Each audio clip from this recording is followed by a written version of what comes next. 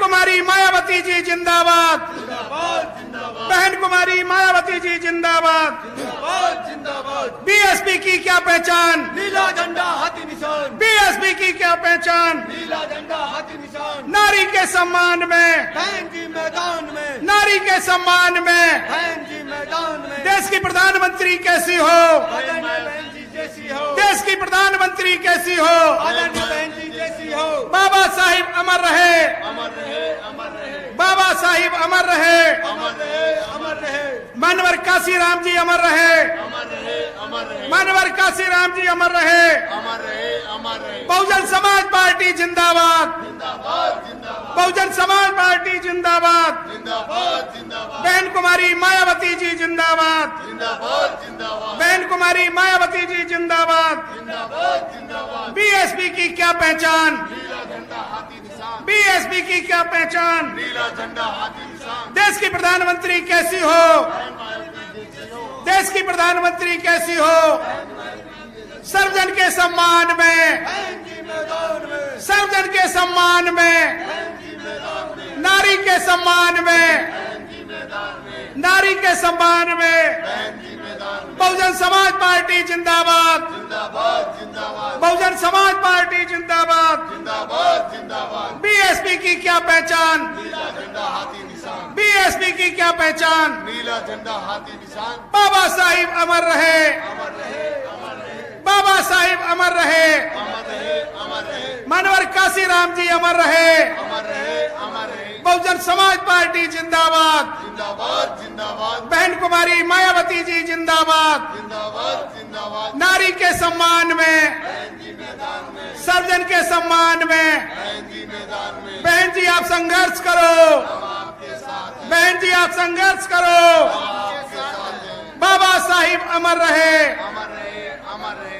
बाबा साहिब अमर रहे। अमर रहे, अमर रहे, मनवर काशीराम जी अमर रहे। अमर रहे, अमर रहे। बहुजन समाज पार्टी जिंदाबाद, जिंदाबाद, जिंदाबाद, बहन कुमारी मायावती जी जिंदाबाद। जिंदाबाद, जिंदाबाद। बीएसपी की क्या पहचान, नीला झंडा हाथी निशान, बीएसपी की क्या पहचान। नीला झंडा हाथी निशान। देश की प्रधानमंत्री कैसी हो, बहन कुमारी मायावती जैसी हो, देश की प्रधानमंत्री कैसी हो। बहन मायावती जैसी हो। नारी के सम्मान में, बहन जी मैदान में, बहन जी आप संघर्ष करो, हम आपके साथ हैं, बहन जी आप संघर्ष करो। हम आपके साथ हैं। बहुजन समाज पार्टी जिंदाबाद, जिंदाबाद, जिंदाबाद, बहन कुमारी मायावती जी जिंदाबाद। जिंदाबाद, जिंदाबाद, बहुजन समाज पार्टी जिंदाबाद। जिंदाबाद, जिंदाबाद। बाबा साहिब अमर रहे, अमर रहे, अमर रहे, बाबा साहिब अमर रहे। अमर रहे, अमर रहे, मनवर काशीराम साहब अमर रहे, अमर रहे, अमर रहे, मनवर काशीराम साहब अमर रहे। अमर रहे, अमर रहे। बहुजन समाज पार्टी जिंदाबाद, जिंदाबाद, जिंदाबाद, बहन कुमारी मायावती जी जिंदाबाद। जिंदाबाद, जिंदाबाद, बहुजन समाज पार्टी जिंदाबाद, जिंदाबाद, जिंदाबाद, बहन कुमारी मायावती जी जिंदाबाद। जिंदाबाद, जिंदाबाद, बहुजन समाज पार्टी जिंदाबाद, जिंदाबाद, जिंदाबाद, बहुजन समाज पार्टी जिंदाबाद। जिंदाबाद, जिंदाबाद। नारी के सम्मान में, बहन जी मैदान में, नारी के सम्मान में। बहन जी मैदान में। बहुजन समाज पार्टी जिंदाबाद, जिंदाबाद, जिंदाबाद, बहुजन समाज पार्टी जिंदाबाद। जिंदाबाद, जिंदाबाद, बहन कुमारी मायावती जी जिंदाबाद, जिंदाबाद, जिंदाबाद, बहन कुमारी मायावती जी जिंदाबाद। जिंदाबाद, जिंदाबाद। बहन जी आप संघर्ष करो, हम आपके साथ हैं, बहन जी आप संघर्ष करो। हम आपके साथ हैं। बहुजन समाज पार्टी जिंदाबाद, जिंदाबाद, जिंदाबाद, बहुजन समाज पार्टी जिंदाबाद। जिंदाबाद, जिंदाबाद। नारी के सम्मान में, बहन जी मैदान में, सर्जन के सम्मान में, बहन जी मैदान में, सर्जन के सम्मान में। बहन जी मैदान में। बहन जी आप संघर्ष करो, हम आपके साथ हैं, बहन जी आप संघर्ष करो। हम आपके साथ हैं। सर्जन के सम्मान में, बहन जी मैदान में, सर्जन के सम्मान में। बहन जी मैदान में, नारी के सम्मान में। बहन जी मैदान में। बाबा साहिब अमर रहे, अमर रहे, अमर रहे, बाबा साहिब अमर रहे। अमर रहे, अमर रहे, मनवर काशीराम साहब अमर रहे, अमर रहे, अमर। मनवर काशीराम साहब अमर रहे। बहन जी आप संघर्ष करो, जोर जोर से बोलो, बहन जी आप संघर्ष करो।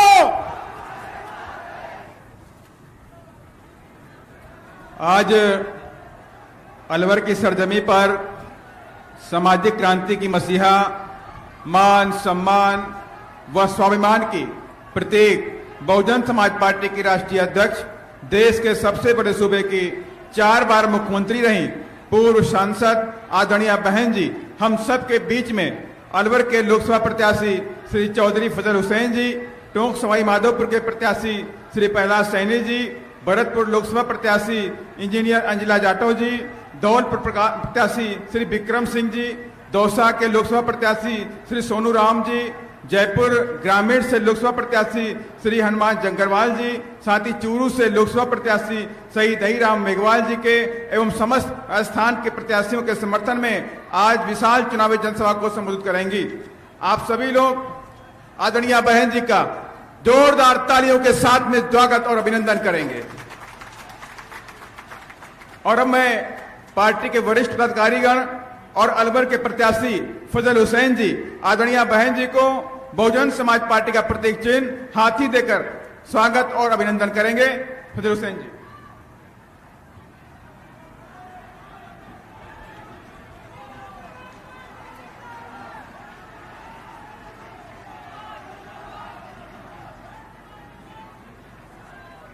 और अब भरतपुर लोकसभा प्रत्याशी इंजीनियर अंजिला जाटव जी बहन जी को शॉल और मुकुट देकर के स्वागत अभिनंदन करेंगे। साथ ही चूरू के प्रत्याशी दहीराम जी भी मुकुट भेंट कर स्वागत अभिनंदन करेंगे। और उसके साथ ही धौलपुर के प्रत्याशी विक्रम सिंह भी जी मान्य बहन जी को मुकुट भेंट कर सम्मान करेंगे।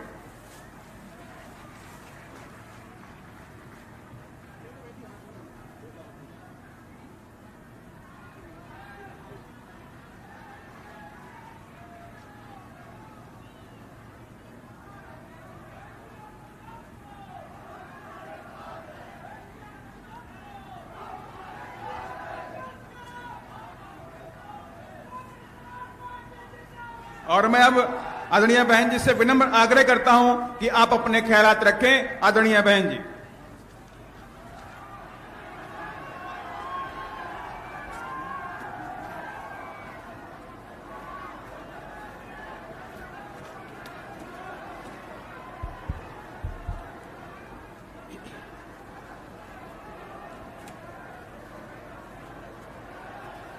बीएसपी की इस चुनावी जनसभा में इकट्ठा हुए पार्टी के सभी छोटे बड़े पदाधिकारी एवं कार्यकर्तागण, आज आप लोग देश में व यहाँ आपके राजस्थान प्रदेश में भी लोकसभा के लिए हो रहे आम चुनाव में अपनी पार्टी के उम्मीदवारों के समर्थन में मुझे सुनने के लिए यहाँ इकट्ठा हुए हैं, तो उसके लिए मैं आप सभी लोगों का हार्दिक दिल से आभार प्रकट करती हूँ।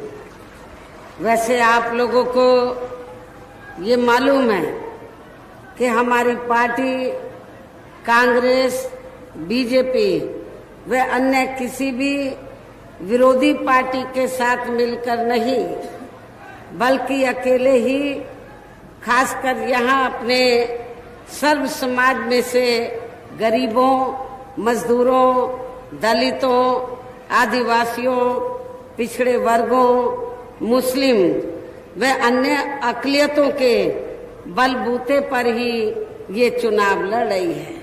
जो इनमें से पार्टी से जुड़े ये लोग अपनी पार्टी के उम्मीदवारों को जिताने में पूरे जी जान से लगे हुए हैं।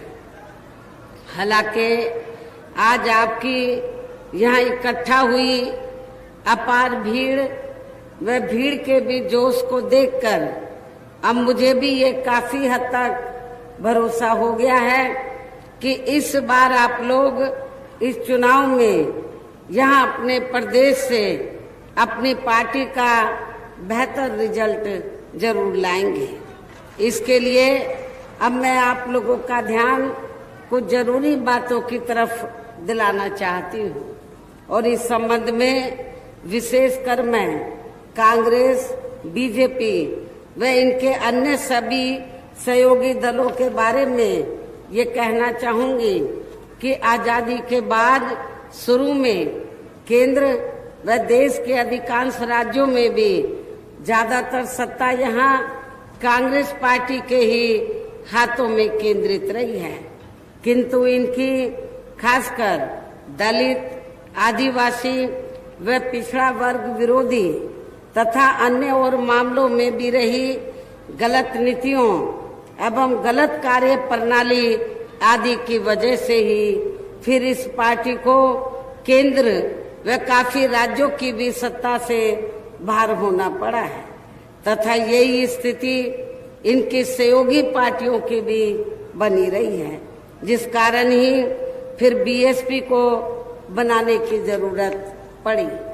और अब पिछले काफी वर्षों से बीजेपी एवं इनके सहयोगी दल केंद्र व अधिकांश राज्यों की भी सत्ता में काबिज हो गए हैं। साथ ही इनकी भी ज्यादातर बीजेपी एंड कंपनी के लोगों की भी ज्यादातर जातिवादी, पूंजीवादी, संकीर्ण, सांप्रदायिक व द्वेषपूर्ण नीतियों एवं कार्य प्रणाली आदि से तथा इनकी कथनी व करनी में भी काफी अंतर होने की वजह से ऐसा लगता है कि इस बार ये पार्टी भी केंद्र की सत्ता में आसानी से वापस आने वाली नहीं है, बशर्ते यदि ये चुनाव इस बार फ्री एंड फेयर होता है तथा आम चर्चा के मुताबिक वोटिंग मशीनों में भी कोई गड़बड़ी आदि नहीं की जाती है।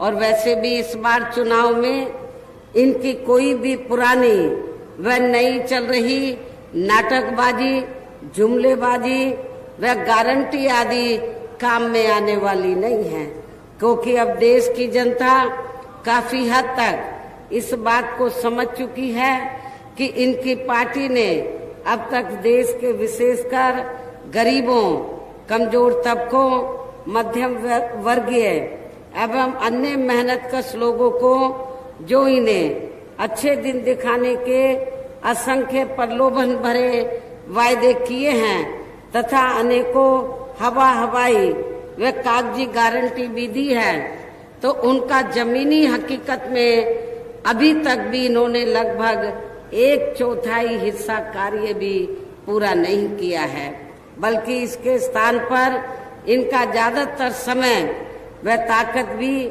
या इनके अपने चहेते रहे बड़े बड़े पूंजीपतियों एवं धन्ना सेठों को ही ज्यादा से ज्यादा मालामाल व धनवान आदि बनाने में तथा उन्हें हर स्तर पर छूट देने व बचाने में ही लगी रही है, जिनके अधिकांश आर्थिक सहयोग से ही ये पार्टी व अन्य पार्टियां भी अपना संगठन चलाती हैं तथा चुनाव आदि भी लड़ाती हैं, जिसका काफी कुछ खुलासा बॉन्ड की आई रिपोर्ट से भी हो गया है।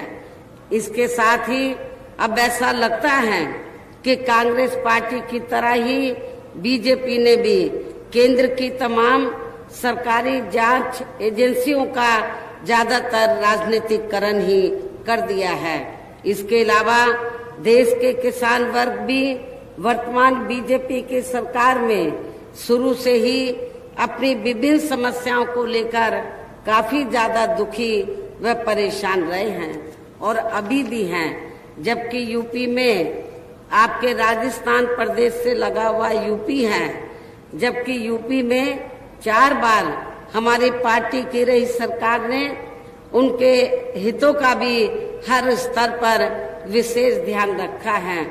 हमने उत्तर प्रदेश में किसानों को समय से उनकी फसल का उचित दाम दिया, खेती करने की पूरी सुविधाएं दी और आज भी उत्तर प्रदेश के जो किसान हमारे भाई हैं वो बीएसपी की सरकार को याद करते हैं, जो अब आपको किसी भी पार्टी की सरकार में, चाहे वो स्टेट की सरकार हो चाहे सेंटर की हो, तो किसी भी पार्टी की सरकार में किसानों को वो सहूलतें, वो सुविधाएं नहीं मिल पा रही हैं। इतना ही नहीं बल्कि केंद्र में पूर्व की रही कांग्रेसी सरकार की तरह ही वर्तमान भाजपा सरकार ने भी इनकी जातिवादी, हीन, सांप्रदायिक एवं पूंजीवादी सोच व नीतियों के चलते ही पूरे देश में सर्व समाज में से खासकर गरीबों, दलितों, आदिवासियों, पिछड़े वर्गों, मुस्लिम एवं अन्य धार्मिक अल्पसंख्यक समाज के लोगों का भी पूर्ण रूप से विकास व उत्थान आदि इन्होंने नहीं किया है, ये नहीं हो सका है। और इस संदर्भ में वैसे आप लोगों को ये मालूम है कि पूरे देश में यहाँ दलितों, आदिवासियों एवं अन्य पिछड़े वर्गों का सरकारी नौकरियों में वर्षों से अधूरा पड़ा आरक्षण का कोटा भी अभी तक पूरा नहीं भरा गया है। विशेषकर एससी व एसटी वर्गों के सरकारी कर्मचारियों का पदोन्नति में आरक्षण तो अब काफी हद तक प्रभावहीन ही बना दिया गया है। साथ ही केंद्र व राज्यों में भी विरोधी पार्टियों की रही सरकारों में इन सभी वर्गों को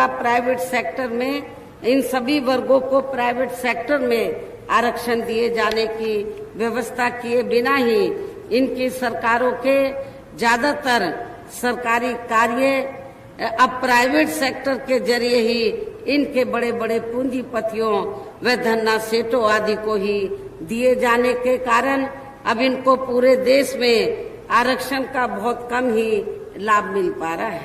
इसी प्रकार इनका अन्य और मामलों में भी शोषण व उत्पीड़न आदि होना अभी तक भी बंद नहीं हुआ है। इसके साथ साथ मुस्लिम व अन्य धार्मिक अल्पसंख्यक समाज के लोगों की भी हालत हर स्तर पर यहाँ काफी ज्यादा खराब व दयनीय ही बनी हुई है, जिसका काफी कुछ खुलासा सच्चर कमेटी की रिपोर्ट में भी किया गया है। इतना ही नहीं बल्कि पिछले कुछ वर्षों से केंद्र व अधिकांश राज्यों में भी बीजेपी व आरएसएस की सरकारों के चलते हुए अब इनका विकास एवं उत्थान आदि होना भी काफी हद तक बंदशाही हो गया है। आए दिन इन पर खासकर धर्म की आड़ में, हिंदुत्व की आड़ में हो रही जुल्म जाति भी यहाँ काफी ज्यादा चरम सीमा पर पहुंच चुकी है। इसके साथ साथ अपर कास्ट समाज में से विशेषकर गरीब लोगों की भी हालत हमें कोई खास अच्छी नजर नहीं आती है। इनकी गलत कृषि नीतियों के कारण ही किसान वर्ग भी आए दिन आंदोलित रहता है। साथ ही इनकी गलत आर्थिक नीतियों की वजह से देश की अर्थव्यवस्था पर भी इसका काफी बुरा प्रभाव पड़ रहा है, जिससे यहाँ विशेषकर छोटे एवं मध्यम वर्गीय व्यापारी वर्ग भी काफी ज्यादा दुखी व परेशान है। और अब केंद्र में पूर्व की रही सरकारों की तरह ही वर्तमान भाजपा सरकार में भी यहाँ पूरे देश में गरीबी, बेरोजगारी एवं महंगाई आदि भी लगातार काफी ज्यादा बढ़ रही है। देश में हर स्तर पर फैला भ्रष्टाचार भी कम नहीं हुआ है। साथ ही अपने देश की सीमाएं अभी तक भी पूरे तौर से सुरक्षित नहीं है, ये भी बड़ी चिंता की बात है।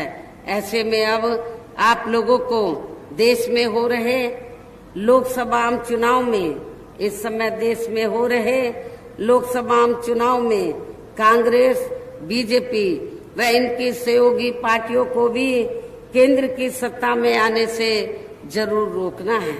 जिनकी गलत नीतियों व गलत कार्य प्रणाली आदि को आप लोग काफी हद तक आजमा भी चुके हैं। और अब ये विरोधी पार्टियां किस्म किस्म के साम, दाम, दंड भेद आदि अनेकों हथकंडे इस्तेमाल करके केंद्र की सत्ता में आने की भी पूरी कोशिश में लगी हैं, जिनसे अपनी पार्टी के लोगों को हर स्तर पर काफी ज्यादा सावधान रहना है। और इस मामले में विरोधी पार्टियां अपने अपने पक्ष में हवा बनाने के लिए खासकर मीडिया, ओपिनियन पोल व सर्वे आदि का जो बड़े पैमाने पर इस्तेमाल कर रही हैं, तो उनसे अपनी पार्टी के लोगों को बिल्कुल भी गुमराह नहीं होना है। इसके साथ ही विरोधी पार्टियों के विभिन्न रूपों में जारी किए गए इनके हवाई व प्रलोभन भरे चुनावी घोषणा पत्रों एवं वायदों आदि के बहकावे में भी अपनी पार्टी के लोगों को कतई नहीं आना है, जिन्हें ये पार्टियां चुनाव खत्म होने के बाद ज्यादातर अमल में नहीं लाती है और अब जिन पर से देश की जनता का अधिकांश विश्वास ही उठ गया है। यही खास वजह है कि हमारी पार्टी किसी भी चुनाव में अपनी पार्टी का कोई भी चुनावी घोषणा पत्र आदि जारी नहीं करती है। वैसे भी हमारी पार्टी किसी भी मामले में कहने में बहुत कम बल्कि कार्य करके दिखाने में ही ज्यादा विश्वास रखती है और इस बात का सबसे बड़ा सबूत ये है कि उत्तर प्रदेश में 4 बार हमारी पार्टी के नेतृत्व में रही सरकार ने चुनाव में पार्टी के बिना जारी किए गए घोषणा पत्र के ही प्रदेश व आम जनहित में काफी कुछ ऐतिहासिक कार्य करके दिखाए हैं, जिसकी अब देश में अधिकांश पार्टियों की सरकारें काफी नकल भी कर रही हैं। जबकि इस मामले में हमारी पार्टी का ये कहना है कि यदि इन पार्टियों के स्थान पर केंद्र में हमें अपनी पार्टी की सरकार बनाने का मौका मिलता है तो तब फिर हमारी पार्टी की बनी सरकार केंद्र में यहाँ अब तक रही सभी विरोधी पार्टियों की सरकारों की तरह केवल या हवाई व कागजी कार्य आदि नहीं करेगी, बल्कि उत्तर प्रदेश की तरह ही जमीनी हकीकत में ठोस कार्य करके दिखाएगी। और इस संदर्भ में खासकर मैं ये कहना चाहूंगी, केंद्र द्वारा देश में पिछले कुछ समय से अति गरीब परिवारों को अस्थायी तौर पर फ्री में जो थोड़ी सी खाद्य सामग्री राशन आदि दी जा रही है, तो उससे इनका स्थायी तौर पर भला होने वाला नहीं है। और वैसे भी इनकी ये जटिल समस्या देश में हर हाथ को काम देने से ही केवल दूर हो सकती है, जिसकी तरफ हमारी पार्टी की बनी सरकार विशेष ध्यान देगी। साथ ही देश में पिछले काफी वर्षों से आए दिन बढ़ रही गरीबी, बेरोजगारी वह महंगाई आदि से भी जनता बहुत ज्यादा परेशान है, जिसे भी आर्थिक नीतियों में तब्दीली करके जरूर दूर किया जाएगा। धर्म की आड़ में अर्थात हिंदुत्व की भी आड़ में पिछले कुछ वर्षों से खासकर मुस्लिम समाज के लोगों का द्वेष की भावना से जो इनका काफी ज्यादा शोषण व उत्पीड़न आदि किया जा रहा है, तो इसे भी जरूर रोका जाएगा। कहने का तात्पर्य ये है कि देश में इस समय हो रहे लोकसभा चुनाव में विरोधी पार्टियों के जारी किए गए इनके हवाई व प्रलोभन भरे चुनावी घोषणा पत्रों आदि के बहकावे में अब यह खासकर देश के अति गरीबों, मजदूरों, बेरोजगारों एवं अन्य जरूरतमंद लोगों को बिल्कुल भी नहीं आना है और अब इन्हें ऐसी सभी विरोधी पार्टियों को केंद्र की सत्ता में आने से जरूर रोकना है, जिनकी कथनी व करनी में काफी अंतर रहा है तथा जिन्हें ये लोग वर्षों से, जिन्हें देश की जनता और अपनी पार्टी के भी लोग वर्षों से आजमा भी चुके हैं। ऐसे में अब मेरा यही कहना है कि आप लोगों को अपने खुद के वे अपने प्रदेश के एवं देश के भी हित में अपने वोटों को यहाँ कांग्रेस, बीजेपी व अन्य विरोधी पार्टियों को न देकर केवल अपनी एकमात्र हितैषी पार्टी बहुजन समाज पार्टी को ही देना है, जो ये पार्टी उत्तर प्रदेश की तरह ही केंद्र में भी अपनी पार्टी की सरकार बनने पर फिर पूरे देश में यहाँ अपनी पार्टी की सर्वजन हिताय वह सर्वजन सुखाय की नीतियों पर आधारित ही सरकार चलाएगी। इसके साथ साथ केंद्र से जुड़ी आपके क्षेत्र की जो भी यहाँ स्थानीय समस्याएं होंगी तो उन्हें भी फिर दूर करने का हर संभव पूरा प्रयास किया जाएगा। साथ ही यहाँ गरीबों, मजदूरों, बेरोजगारों, कर्मचारियों, किसानों, छोटे व्यापारियों एवं अन्य मेहनतकश लोगों के हितों का भी विशेष ध्यान रखा जाएगा। सर्व समाज में से खासकर दलितों, आदिवासियों, पिछड़े वर्गों, मुस्लिम व अन्य धार्मिक अल्पसंख्यक समाज के लोगों के विकास एवं उत्थान के साथ साथ हर स्तर पर इनकी सुरक्षा आदि के लिए भी प्रभावी कदम उठाए जाएंगे। और तभी फिर यहाँ वास्तव में अपने देश के महान संतों, गुरुओं व महापुरुषों में भी विशेषकर महात्मा ज्योतिबा फूले, श्री छत्रपति शाहू जी महाराज, श्री नारायण गुरु, बाबा साहब डॉक्टर भीमराव अंबेडकर एवं मान्यवर श्री कांशीराम जी आदि का अधूरा रहा सपना जरूर साकार हो सकता है, जिनको यूपी में अपनी पार्टी की रही सरकार द्वारा हर स्तर पर पूरा आदर सम्मान दिया गया है। लेकिन ये सब विरोधी पार्टियों को अच्छा नहीं लगा। जब बीएसपी के नेतृत्व में 4 बार सरकार बनी तो विरोधी पार्टियों को अच्छा नहीं लगा। और जब हमने अपनी सरकार में अपने संतों, गुरुओं और महापुरुषों को हर स्तर पर विभिन्न रूपों में आदर सम्मान दिया तो ये विरोधी पार्टियों को अच्छा नहीं लगा। और इतना ही नहीं तो बीएसपी की जब अकेले अपने बलबूते पर चौथी बार सरकार बनी फिर तो विरोधी पार्टियों की हवाइयां उड़ गई। और उसके बाद से चाहे कांग्रेस है, चाहे बीजेपी है या अन्य विरोधी पार्टियां हैं, तो उन्होंने अंदर आपस में मिलकर तो फिर इन्होंने ये फैसला लिया, ये सोच विचार किया कि यदि हमने बहुजन समाज पार्टी को आगे बढ़ने से नहीं रोका, ऐसे ही बीएसपी आगे बढ़ती रही तो फिर ये पार्टी केंद्र की सत्ता पर भी काबिज हो सकती है। तो उसके बाद से फिर इन सभी विरोधी पार्टियों ने तो दलितों में, आदिवासियों में, अन्य पिछड़े वर्गों में तो जो लोग स्वार्थी किस्म के थे, बिकाऊ लोग थे, उनको खरीद कर इन्होंने छोटे छोटे संगठन बनाए, जो इन विरोधी पार्टियों ने बनवाए, छोटी छोटी पार्टियां बनवाई।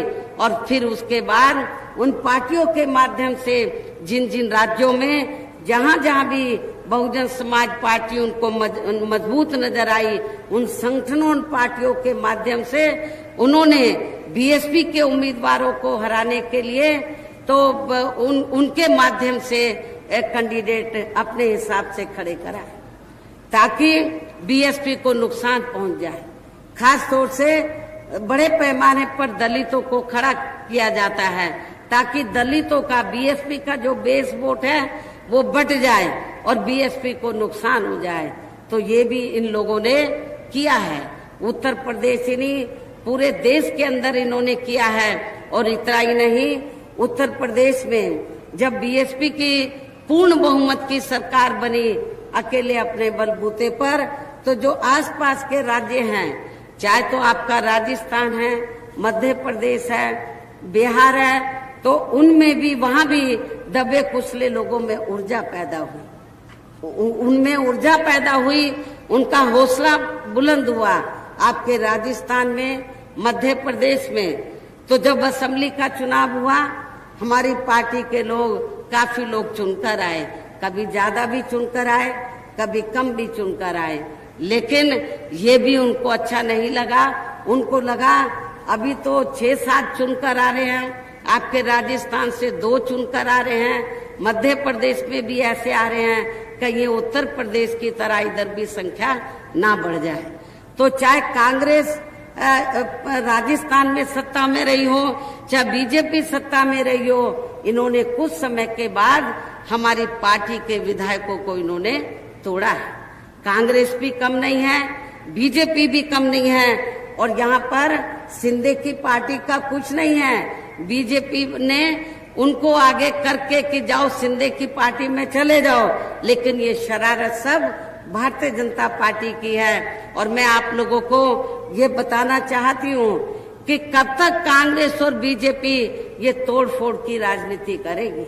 एक वक्त ऐसा भी आएगा जब सेंटर में बीएसपी के नेतृत्व में सरकार बनेगी, तो उस दिन जिस दिन सेंटर में बीएसपी के नेतृत्व में सरकार बनेगी, तो फिर हमारी पार्टी जो दल बदल कानून बना है तो इसको बदलेगी, इस पे संशोधन लाएगी और ऐसा सख्त कानून बनाएगी किसी भी पार्टी से, चाहे एक एमपी जीत कर आए या एक एमएलए जीत कर आए, यदि वो किसी भी पार्टी में जाता है अपनी मूल पार्टी को छोड़कर, तो तुरंत उसकी सदस्यता अपने आप ही खत्म हो जाएगी। हमारी पार्टी ऐसा कानून बनाएगी, जिसके लिए आप लोगों को पूरे जी जान से लगना होगा। समय जरूर आएगा, आपको इंतजार करना चाहिए। इसलिए मैं राजस्थान के लोगों से ये कहना चाहती हूँ कि आपके जब भी 2-3 बार से लोग चुनकर आए हैं, तो जो भी पार्टी यहाँ पावर में आती है आपके विधायकों को तोड़ लेती है और आपके मनोबल को गिराने का प्रयास करती है। लेकिन आप लोगों को अपने मनोबल को नहीं गिराना चाहिए, बल्कि पूरी दमदारी के साथ आप लोगों को अपने नुमाइंदों को जिताने का, अपने कैंडिडेट्स को जिताने का पूरा आपको प्रयास करना चाहिए, आगे बढ़ना चाहिए। चाहे असेंबली का चुनाव इधर होता हो, चाहे अब पार्लियामेंट का हो रहा है, आपको अच्छा रिजल्ट आना चाहिए। एक वक्त जरूर आएगा जब बीएसपी सेंटर की सत्ता में आएगी, तो फिर हमारी पार्टी ये जो तोड़ फोड़ की राजनीति कांग्रेस बीजेपी कर रही है, दल बदल कानून में तब्दीली करके फिर हमारी पार्टी इनसे ब्याज सहित बदला लेगी। ये भी मैं आपको विश्वास दिलाना चाहती हूँ। इसलिए ये जो तोड़ फोड़ की राजनीति से ये जो सरकारें चलाई जा रही हैं, ये कोई इससे हमारा जो लोकतंत्र है वो मजबूत नहीं होगा। लोकतंत्र को मजबूत करने के लिए बहुत कुछ संविधान, बहुत कुछ हमें एक कानून में तब्दीली करनी पड़ेगी। दल बदल कानून इन्होंने जो जातिवादी पार्टियां हैं सत्ता में बने रहने के लिए इन्होंने अपने हिसाब से बनाया है। छोटी जो भी पार्टियां हैं जिनके कम एमपी एमएलए जीत कर आते हैं उनको तोड़ लो, जितनी जरूरत है तोड़कर सरकार को बचा लो। ये क्या लोकतंत्र है? मैं समझती हूँ लोकतंत्र नहीं है। इससे अपने देश की लोकतंत्र की जड़ें मजबूत नहीं होंगी। लेकिन हम इस कानून को जब केंद्र की सत्ता में आएंगे, इस दल बदल कानून को हम जरूर बदल के रहेंगे, इसमें जरूर संशोधन करके रहेंगे। इन्हीं खास बातों के साथ ही अब मेरा पार्टी व मूवमेंट के हित में यही कहना है कि हमारी पार्टी ने आपके राजस्थान प्रदेश में जिनको भी चुनाव के मैदान में उतारा है, जो आप लोगों को मालूम है कि अलवर से हमने मुस्लिम समाज के व्यक्ति को यहाँ से चुनाव के मैदान में उतारा है। पूरे राजस्थान में हमने सर्व समाज को हमने चुनाव लड़ने का मौका दिया, सर्व समाज के लोगों को हमने प्रतिनिधित्व दिया है। तो हमारी पार्टी ने आपके राजस्थान प्रदेश में तो जिनको भी चुनाव के मैदान में उतारा है, जो यहाँ आपके सामने मंच पर भी मौजूद हैं, तो उन्हें आप लोगों को जरूर कामयाब बनाना है। जिसके लिए यहाँ पार्टी के केंद्रीय व स्टेट के कोऑर्डिनेटर तथा स्टेट की पूरी कमेटी व यहाँ के अन्य सभी स्तर के छोटे बड़े पदाधिकारी एवं कार्यकर्तागण आदि पूरे जी जान से लगे हैं। और अब अंत में मेरा यही कहना है कि आप लोगों को वोट पड़ने वाले दिन यहाँ अपनी पार्टी के सभी लोकसभा उम्मीदवारों को पार्टी के हाथी चुनाव चिन्ह के सामने वाले बटन को दबा के उनको जरूर जिताना है, उनको पार्लियामेंट के अंदर जरूर जिताकर भेजना है। इस खास अपील के साथ ही अब मैं अपनी बात यहीं समाप्त करती हूँ। जय भीम, जय भारत।